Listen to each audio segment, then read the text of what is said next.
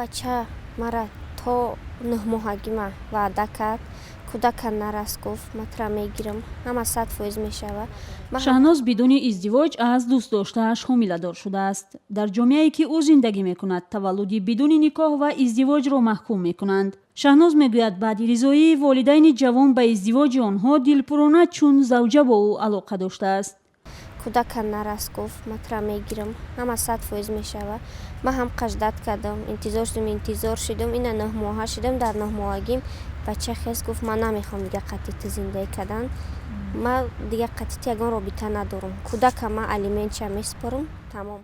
шаҳноз ба додситонӣ муроҷиат кардааст ва мехоҳад онҳо аз номусаш дифоъ намоянд. иддао дорад ки падари тифли батнаш ба ваъдаи издивоҷ ӯро фиреб дода, акнун дар як ҳолати ногувор танҳо гузоштан мехоҳад. духтур ҳам мерафтам, қатӣ мерафт ки мегуфт пеши духтур медром, бояд ки кӯдака вайрон накунам. гирия мекард аже ки мегуфт ки кӯдака мон, матра мегирам, ман ҳар та нигоҳ мекунам, ҳар 3 моҳ як ҷоем, ман зан панд намегирам, ҳичи намешавам. мегуфтам ки яки ягон рӯз очат бига ҳами гапа, мегуфт ки не, и гап намешад, и кор намешад. шаҳноз набиева ки 24 сол дорад, ба хотири ҷилавгирӣ аз бадномӣ борҳо хостааст исқоти ҳамл кунад, аммо мегӯяд ӯ ҳар бор падари тифлаш муслим монеъ мешуд. ман ҳомила кишидам, ӯро гуфтам, гуфт ки кӯдака тоза накун, матра мегирам, кӯдака тоза накун. рафт Русия коркунӣ рафт, ҳатто барои ки коркуна биёй мара бигира, очаш надод бад. рафт давҷам натонист истода, 1 моҳ истод, омад, гуфт ки мегирам, ина ки то ина 9 моҳагӣ ман ҳамин ваъдара кардак. намедонам сабаб дар чӣ боша ки модараш намехоҳад. ман як розӣ будам, хонамон омадан ку. ман як бор қатӣ як гапаш ҷанг шидам, мумкин барои ҳамин. хонаводаи муслим мегӯянд аз ахлоқи шаҳноз хушашон наомадааст ва ӯро лоиқи аъзои оила шудан намедонанд.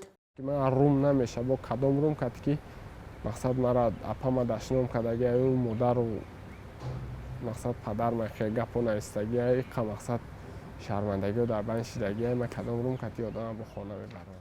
муслим иқрор аст ки тифли батни шаҳноз аз ӯст. ӯ мегӯяд омода аст тамоми хароҷоти фарзандашро бар дӯш бигирад, аммо наметавонад бо шаҳноз издивоҷ кунад. тамоми хароҷоте ки дар вақти зоидана баъдаи зоидана мешавад, ман ӯро ҳамаша ба уда мегирам. аз сабабе ки муносибаташ ба хонагиҳо бад шидаги ай то ҳол бад ай, ман мақсад вайро дар хона бурда наметавонам, не ки мақсад нигоҳубин мекунам. ҳоло шикояти шаҳноз аз болои муслим дар додситонии ноҳияи исмоили сомонӣ мавриди баррасӣ қарор дорад. акси фарҳанги ҷорӣ бар тибқи қонунгузорӣ, духтару писари болиғ бо ризогӣ ҳам метавонанд муносибати маҳрамона дошта бошанд. агар ин муносибат ба ҳомила шудани зан биёварад, зан ҳуқуқ дорад барои пардохти алимент ба суд муроҷиат кунад. бо ҳама овардани ҳамон далелҳову ҳолат фактҳое ки тасдиқ мекунад муносибати онҳоро, ҳамин ҳолатҳоро ба суд пешниҳод кунад ки дар натиҷа суд ҳалнома оиди муқаррар кардани падарӣ ва рӯёндани алимент мебарорад. шаҳноз мегӯяд дар хонаи иҷораи падарандар зиндагӣ мекунад ва шароит надорад. ҷое кор намекунад ва намедонад баъд аз таваллуд бо кӯдаки беникоҳ ба куҷо хоҳад рафт. шаҳноз медонад ки қабл аз никоҳ ҳомиладор шуданаш зиндагии минбаъдаашро мушкил месозад. вақти ман шикояткунӣ рафтам, мара гуфтанд ки ягон кор карда наметонӣ. агар бача ки гуфта боша фарзандаи маҳай, фарзандаму алимент месупора.